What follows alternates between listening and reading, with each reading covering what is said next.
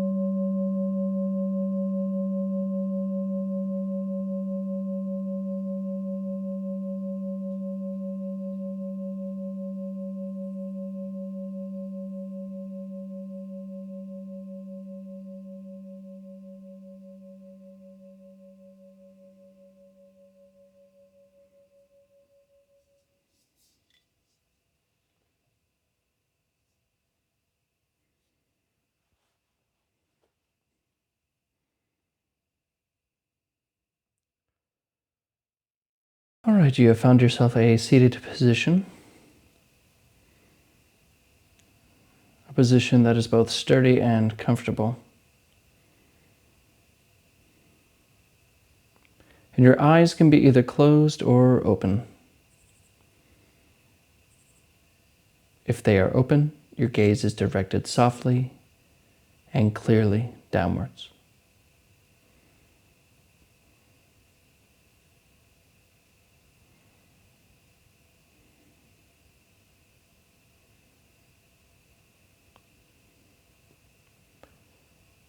And we should just begin by letting go of the to-do list.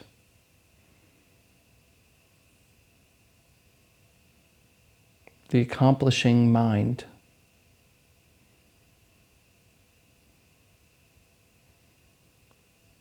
Even when it comes towards this practice, no goal here, nothing to learn.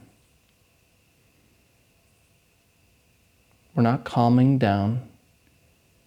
We're not becoming peaceful. We're not becoming anything that we aren't already. So leave all striving for the future alone.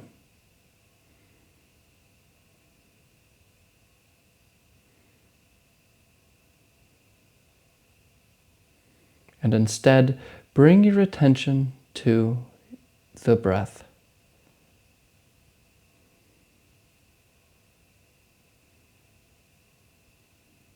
Right here, there's this in and out sensation that naturally occurs with breathing.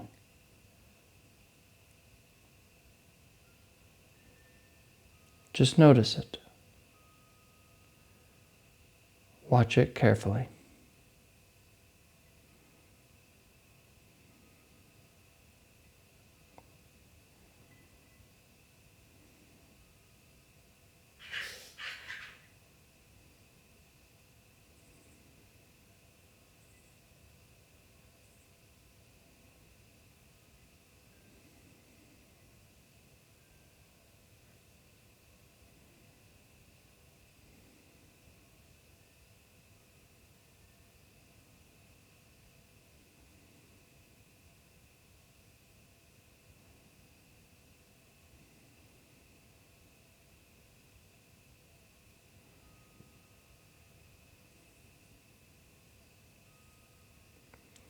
And would you notice that you are thinking about the future or contemplating your problems or whatever, gently return to the breath.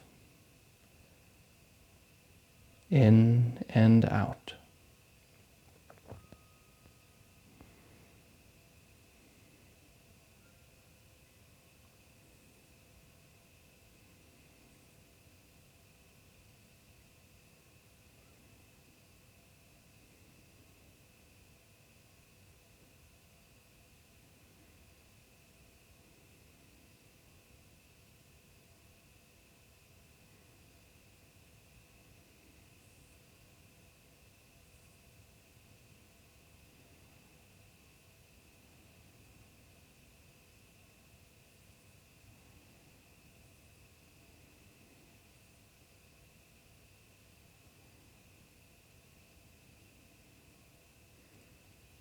come back. Come back to the breath.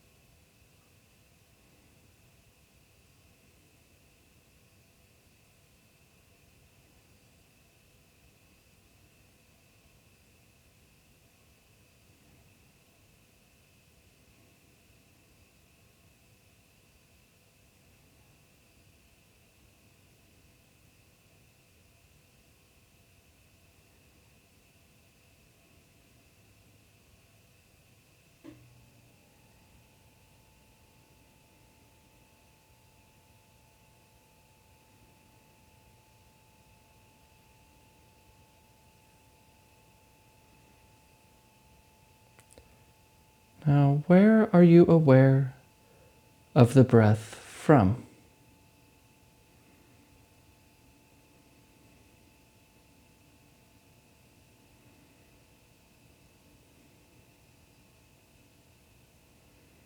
If you're normal, you feel like you're aware from someplace in your head,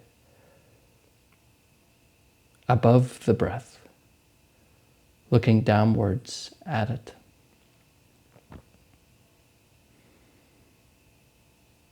Now see if you can just move this perspective, this feeling, away from the head and directly to the breath. Without even knowing how you do this, know the breath from the breath. Let the area of the breath know itself.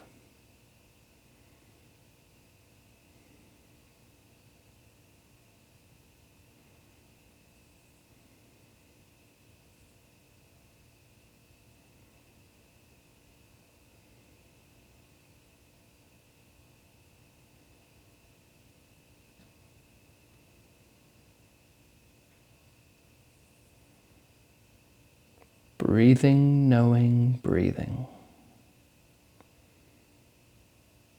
From the breath.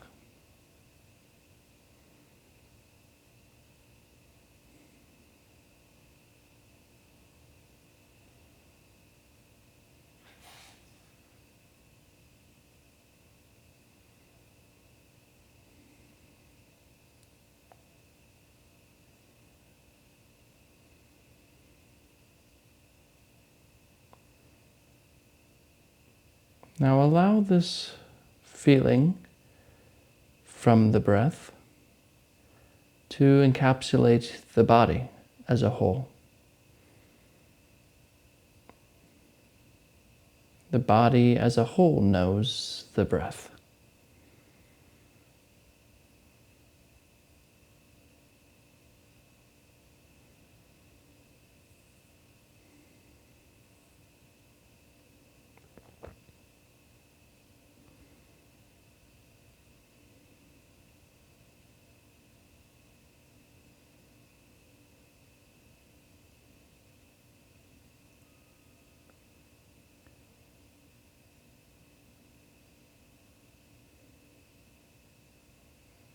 Now just remain here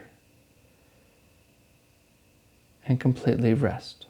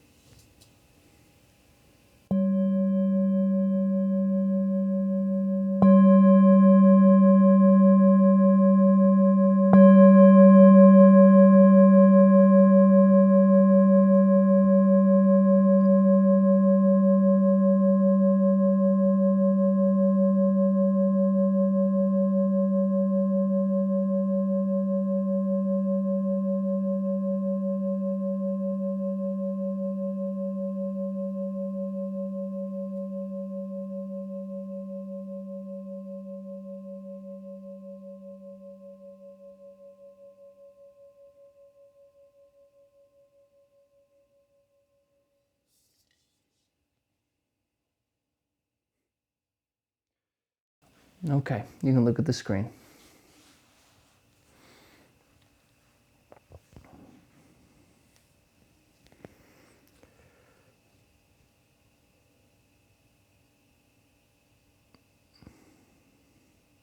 It's interesting, isn't it, to be asked, where are you aware of the breath from? I can also ask, where are you aware of the sound of my voice from? From where are you aware of the visual sensation you're having from? And it's nothing really special or spooky about any of this. It's simply because most of our senses come from here in our head, right? We got the eyes, seeing, ears, hearing, tasting, smelling.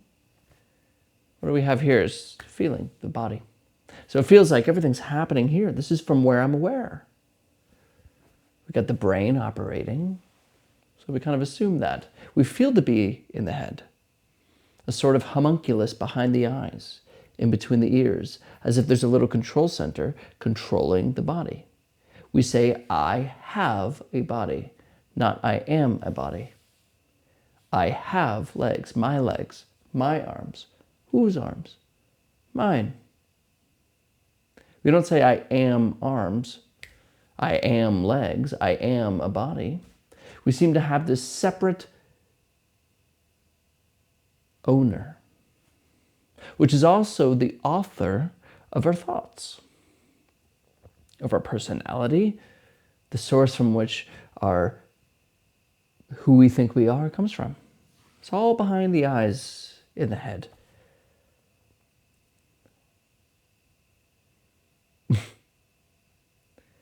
There's an analogy. Like when you're driving, see, I'm from Texas originally, and we drive on these big open roads.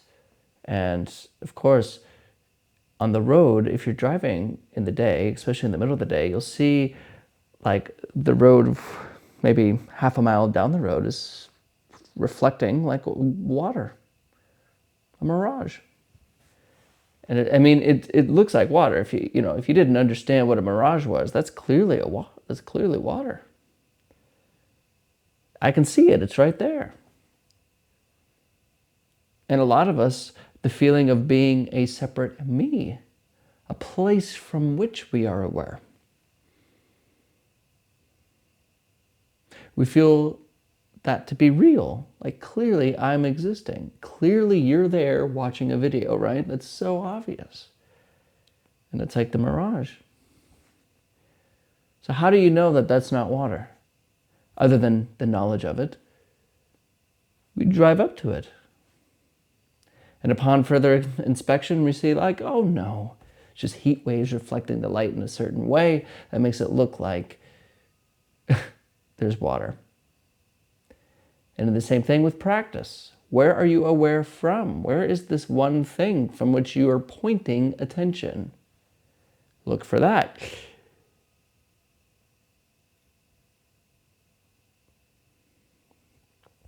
So upon that immediate look in this not seeing, this, if you just notice that for a second, because for most of us, when it's like, where are you aware of this video from? Really look, and then thoughts start coming up about it. Well, I'm right here, and start thinking. But before the thoughts arise, before thinking comes up, there's this, we can call it awareness. This knowingness, a experiencingness, a beingness that isn't thought, that isn't a person, that isn't got a story. It doesn't have a story. But it takes inspection. In the same way, to see that there's a mirage, you got to go up to it.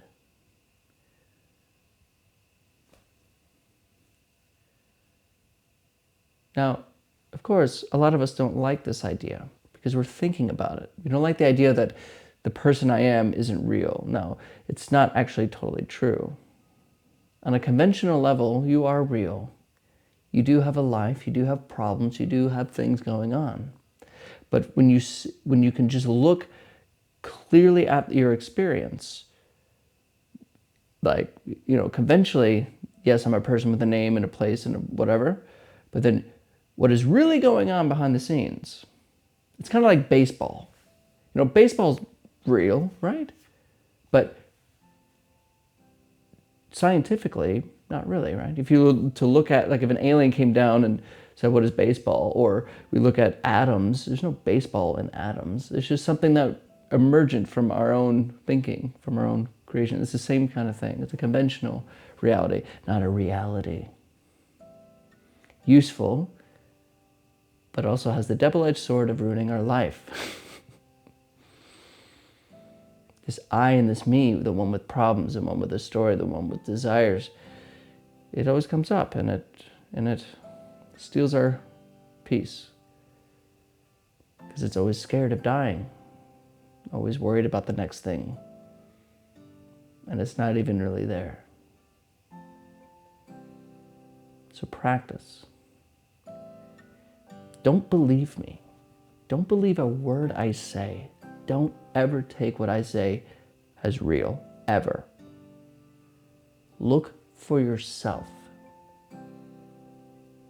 Don't believe this. Look. Thank you for showing up. Of course, and as always, I'll see you tomorrow.